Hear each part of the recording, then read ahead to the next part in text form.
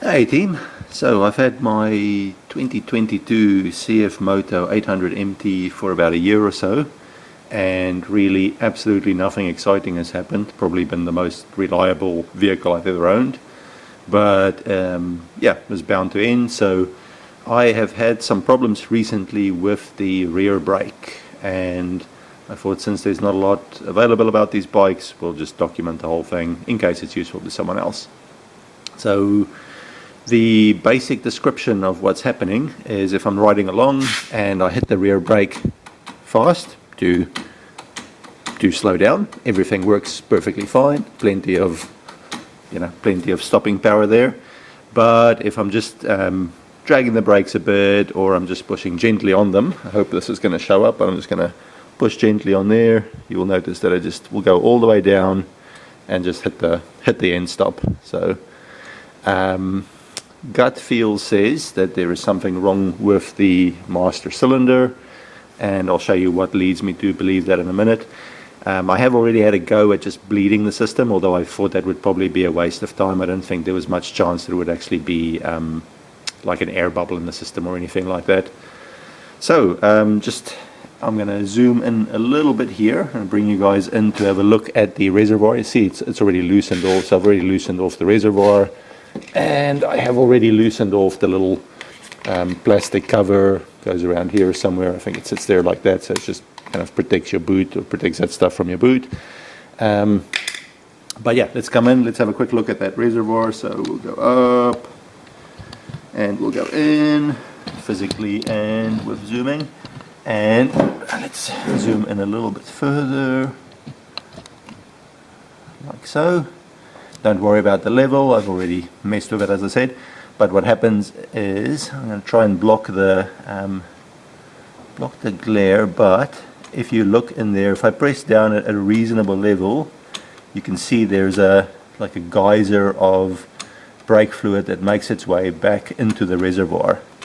So if I had to guess, let's zoom out a bit, not being an expert, but having had a look at some service kits that are available for various master cylinders, not for this one unfortunately.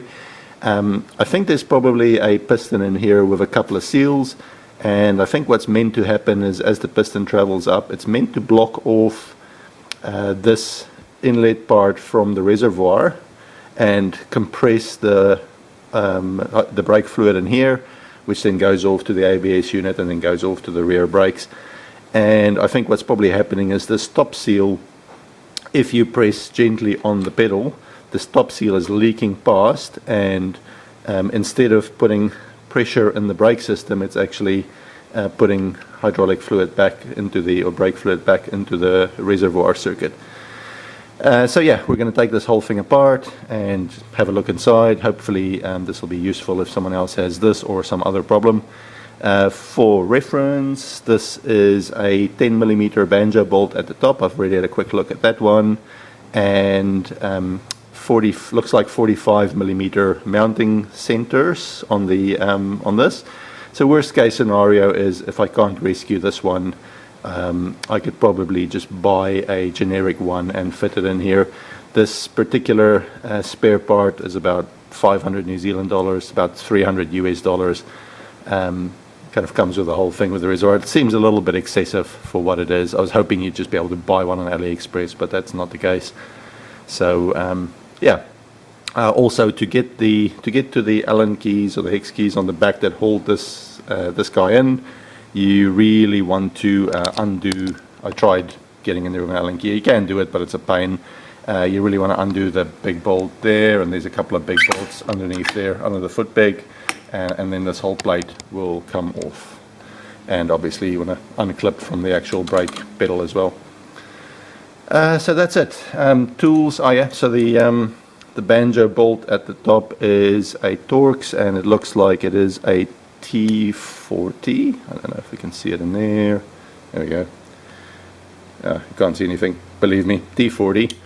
So that fits on that banjo bolt up here, and the Allen keys, whatever, you'll have a set of Allen keys, doesn't matter. Yeah, and the big bolts are a looks like a 15 millimeter socket. I'm down here, 15 millimeter socket on those ones. So that is it. First steps first, I am going to use a vacuum kit to completely bleed the brakes. So we'll go to the left.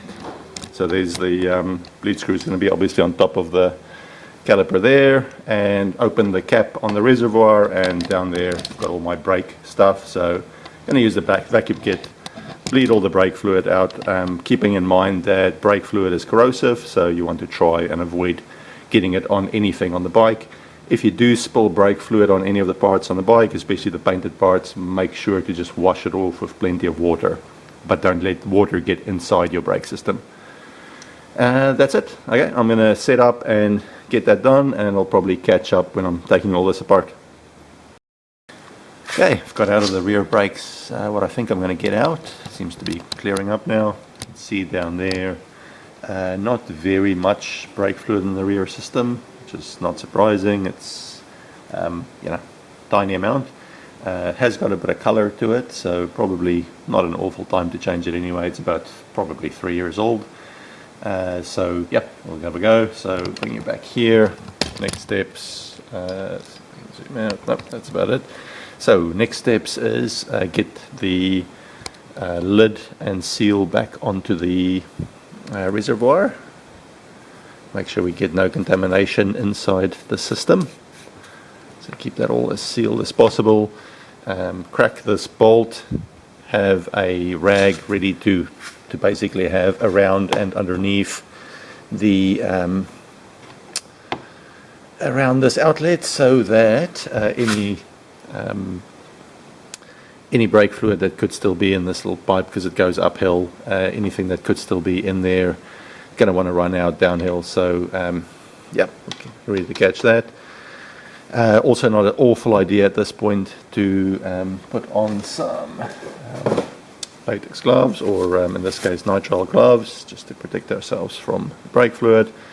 And then once that's done, we get this plate off down here and unclip the little brake lever from it. So let's get going.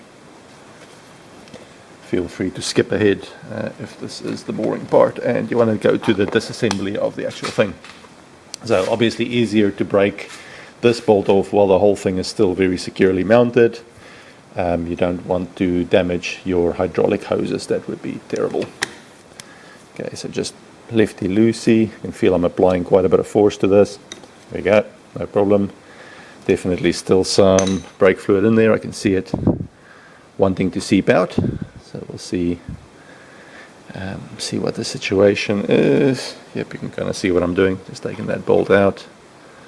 Banjo bolt. I think I said previously this was an M10. Pretty sure that's correct. Okay, there's not much, so I'm going to keep the copper washers, likely to be replaced. See what I can get in the kit, or if I can get a kit. There's a banjo bolt, and it's going to leave everything in the direction that it came off. And this little hose, guess in theory you probably could have plugged this just with something, but in this case what I'm probably going to do is I'm just going to grab a little plastic bag that will catch any brake fluid coming out, but it will also prevent any junk from going in there. So cut back in a moment. Okay, I have Mylar bags. Mylar bag is going to have to do it. There's actually almost no brake fluid coming out of this, if I'm honest. So this is probably way too big for what I want to do here, but I'm just going to push it like that, follow it up. Okay, that's a good start for now. At least I can see what's going on there. But yeah, as I said, no brake fluid coming out of that anyway. Actually, I was expecting more. So unclip there's a little plastic clip on this brake hose that is attaching it to the one behind it. It's kind of like figure it out as you go scenario, so that's all okay. Clean up that. I think what I might actually do at this point, just to keep everything together and also prevent contamination as much as possible, is just put this banjo bolt back in. See if it will go in without just finger tight. Doesn't have to damage anything. Yep, that's about as far as it'll go, so that's going to have to be it. but it'll keep large particles out. Okay, next step, let us undo this, the big plate. Sorry, I'm pointing down here. Undo the big bolts on the big plate, get those out, get the master cylinder out, and then we'll have a look at it on the bench. So yeah, just before we carry on, take a moment to appreciate how nice this engineering actually is. You've got this whole mechanism with the brake lever and the master cylinder and everything come off in one piece. Nice little, no corrosion. This is like 3 years old. Medium use, not super heavy, hard use, but looking at that, bloody nice actually. Really cool. Good work, CF Moto. Okay, I've got the master cylinder off the bike, off that plate. Easiest option actually was undo the screws and then undo the little undo the threads on the end, because that couldn't get the little thingamabob off of the plate without removing the big mechanism. You'll see when you see. Anyway, it doesn't really matter. Going to now take this apart, see what's going on inside. We'll leave the reservoir attached as long as possible. I think that's fine. Catch any brake fluid that might still be in it. And what we want to do is just pick out this boot, which looks like it'll come out fairly easy actually, so don't have to do any damage to that. Not sure how it's stuck to the, there we go, moving along, cool. And then as you can see here on the side, I have a whole bunch of options of circlips, pliers, and if you look in there, you guys will not be able to see it, but trust me, there's a circlip in there. 90 degree would actually have worked better, and with this particular style of circlip we want to compress it, so I'm going to use one of the compressing ones and see if we can take that out on live for you guys. I think yep, got it. Okay, so not perfect, but got the circlip out. So on the bottom of this thing looks like there is a circlip and looks like a rubber washer, and that's coated in some kind of grease on there, so I'll leave that out there for now. Looking in here now, I can see a little like a cup kind of thing. That's obviously the round part there with a bit of grease on, works on. So okay, after some effort I think I figured it out. We'll have a go now, but we'll see. So this here is the side where your brake lever pushes on. Removing the inlet tube from the reservoir, you can see there's a little hole which looks like it's meant to be where the brake fluid flows through. I can see, you can't see, but you can also see a little shiny pin. My gut feel is that the shiny pin is going to be the retaining thing. So to get the reservoir off, the reservoir is a little plastic end like that, and that goes through a little rubber cap like that, so you can remove those relatively easily without too much damage. So I'm going to push up into here, the bit that the brake normally pushes on, and just have a little pull using some pliers on the little silver pin. See if it comes out. Might come out all the way, but I think that's the only thing I can see. I was expecting a little grub screw or something, but I think that must be holding this plunger in place that has the seals on it. So best as I can. May be visible, may not be visible on the video. I'm just going to push down. It's not a very big spring in there, just to remove the pressure. Yeah, that feels pretty loose actually. Oh yeah, okay, so big pin, gently release the pressure, that'll be it. Okay, I think, oh yeah, cool. Looks pretty much like you think it's going to. So that's going to be now nothing special, that's just a piece of machined aluminium. Don't damage the internal surfaces. And this is the actual plunger. So rotate it like that for you. Let me see. I have got a ruler nearby in case anyone is interested in seeing any of this stuff. So end to end looks like about 80 millimeters. Yep, you can kind of see that. The surface across, I have just a look of this. I'll check it with a vernier in a minute, but it looks to be about 13 millimeters or so. Let me clean this off, grab a vernier, and I will be back with you in a moment. Okay, back, vernier. I think the way that these things are normally sized is this, the widest part up here, which runs inside that bore. So we're just going to try and measure across there, and that looks to me to be about 12.6. I'm not sure if 12.6 millimeters is a standard. 12.6 sounds very close to half an inch. I'm not sure if that's meaningful, but it, yeah, measures about 12.6. And you have these two sets of seals here. They look slightly different, the two sets of seals, and unfortunately I can't actually see any very obvious damage to these seals. I was hoping there'd be a little tear or something. I'm going to have a look at them under the microscope, and I'll let you know if I see something. Okay, so sound might go a bit wonky. This is just going through to the local PC here in the workshop from the microscope. Looks like a good news, bad news situation. So as far as I can see, both of the seals look to be in very good condition. So just a little bit of fluff on there from the paper towel, but no, nothing major damage. This one here also looks to be in very good condition. So that's convenient because seals would be a pain to get. I can't see that there's a service kit for this bike. However, if we move up here, I have no idea what this little plastic thing at the top does, this inside there, but there is definitely something wonky with the spring inside there. It might be broken or bent. I'm not sure what, dragging, I'm not sure what the situation is, but if you look in there, that definitely doesn't look right. And that really doesn't look right. So I suspect whatever this top bit is, this is leaking, is causing a leak that's causing our problem. So should be able to, I think this is unfortunately about as zoomed out as I can get. So what I might do at this point is, spring comes off. Okay, I'll have a look at this bit, see how it comes apart, and be back with you guys on the main camera in a second. But this.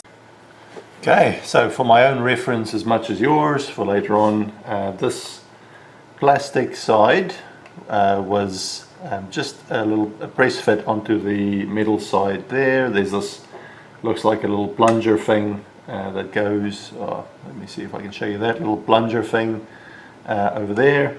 So what I used is just a sharp knife and just got the blade in there to generate a little bit of separation between the plastic and the metal like that. And then once I had a little bit of separation, I just used a small screwdriver to lever it off very gently.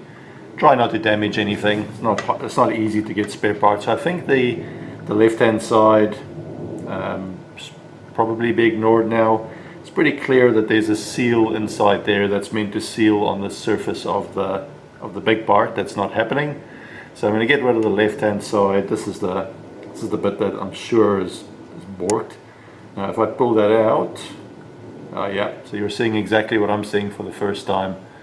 That is 100% definitely the problem. So this whole thing is bound up inside, and it's obviously meant to do something, maybe with the ABS, I don't know what it's meant to do, but we can see that it's meant to ride inside this little carrier. So I'm going to clean all this up as much as I can. Hopefully if I can find a similar spring. It's very, see, the spring is not springy at all. It's like it's broken. There we go. You can see what's happened there. Okay, so I'm just going to pull that off. Might as well do that now. That's rolling away. It's that bit there, and I think it could probably be quite a lightweight spring, but it just can't be a broken spring. So I might have something in my spring container that will actually replace this. So yeah, let's this is where being a little bit of an engineering hoarder actually helps. So this is definitely 100% guaranteed to be the problem. Oops, what I mean is this, that we're seeing, and this little seal bit was meant to be pushing on that bit like so, and it was never closing. So that would be the problem. So that goes on there, that goes over the top, and you have a little tiny spring like that that's just meant to keep it closed. Presumably it'll open up. Oops, show you that. Presumably it'll open up under the right conditions. Okay, so after a little bit of back and forth, I think I've got a solution that I think will be okay. So try to stand the spring up and use it as a base for measurement, but it's in pretty bad shape. This feels like it's about right by comparison. When I say this, sorry, I mean this one. So going to put the sharper end inside the plastic, like so. And what I'm going to do then is feed it through onto that little the rubber bit inside, so that's seating very nicely on there. Goes together with a very nice click. Clearly some compression in that spring will be able to be happening, no problem, but also the spring will now push that rubber plunger back. And really the observant might now say, how do I know that that spring tension isn't supposed to be very precise, and getting it slightly wrong can cause major problems? Maybe, I don't know. What I'm going to do is clean this thing up, put it back together, and see. So the brakes have to do two things. They have to brake, so the brakes have to work normally, and I think that's probably going to work fine, whatever spring you put in there, as long as it keeps that thing sealed. The other bit that the brakes have to do is they also have to, the ABS has to work. So that's the only thing I can think of, is that might have something to do with the ABS system. So also very easy to test. Just it's a adventure bike. Take it out on some gravel outside my place, smash on the rear brake and see what it does.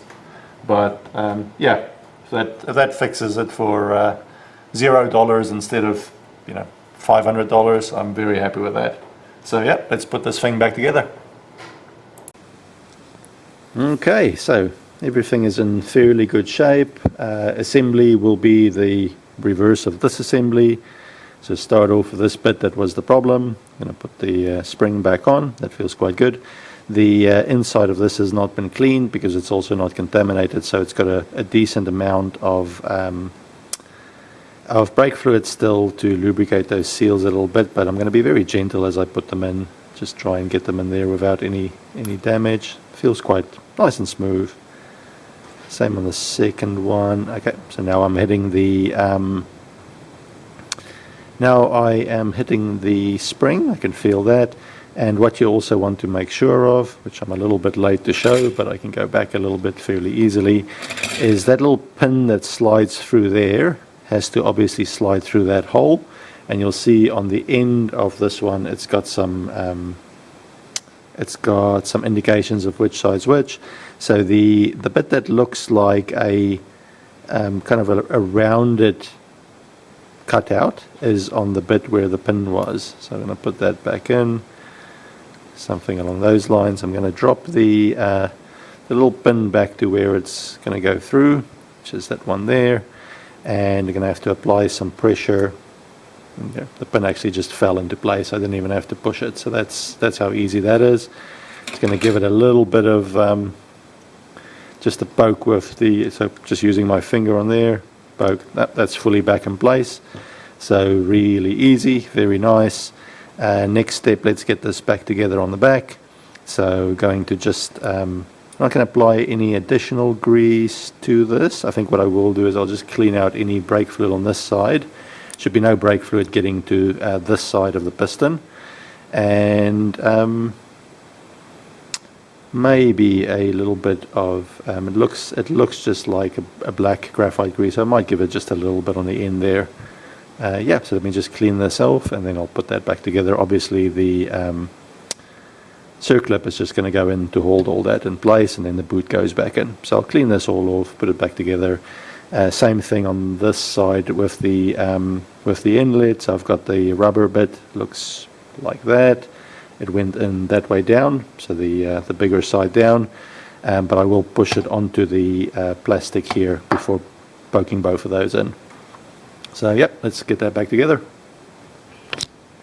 Okay, assembly was actually easy peasy lemon squeezy. Just use some black moly grease on the little pivot arm down there.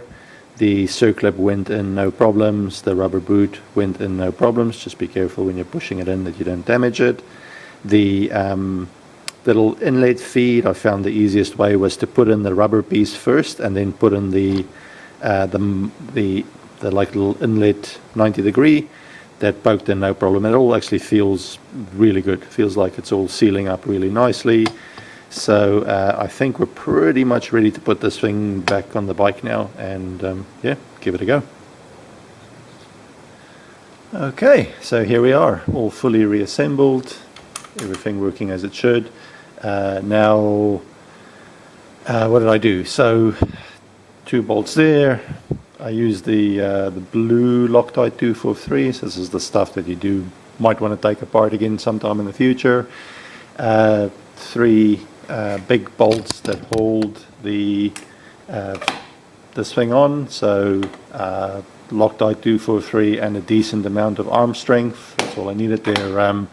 8.8 and I think 9.2 bolts. So basically tells you they can be pretty tight. Up here with the banjo fitting, I didn't have the right size washers to replace those, so I just cleaned up the old ones, reused them.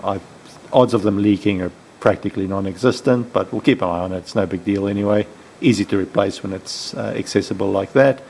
And for that one, just gentle tightening, kind of like you do on the sump plug on a car. You know when it's right. A little bit of feel. I couldn't tell you what the actual Newton meters are. Didn't bother getting the torque wrench for any of this stuff. So this is going to be .4, I'm pretty sure. Yep, .4. So I will get some fresh .4 brake fluid, bleed through the system, but I'm fairly sure that it's all going to work now. So yep, be back in touch. Okay, that's it. Everything back together, nicely assembled. Brakes have been bled. The only thing to mention with the brake bleeding is that to just get the first little bit to fall, I had to use the vacuum on the far side, and after that I was able to just vacuum through mostly and then just use the standard brake bleeding process. But yep, everything feels completely normal now. It doesn't matter if I push fast or slow. Behaves exactly as you expect, and the little geyser inside the reservoir is not there anymore, so filled it up to the upper level. Obviously going to keep an eye out over the next few days for any leaks or anything like that. And next step is actually just clean up. I seem to have not got any brake fluid on any of the paintwork, but just to be safe, I'm just going to wheel the bike outside and just get a hose and literally just cover it all in water. Brake fluid I think is glycol based, so water soluble, so water will clean it all off. So yep, that's it. Hopefully that was useful.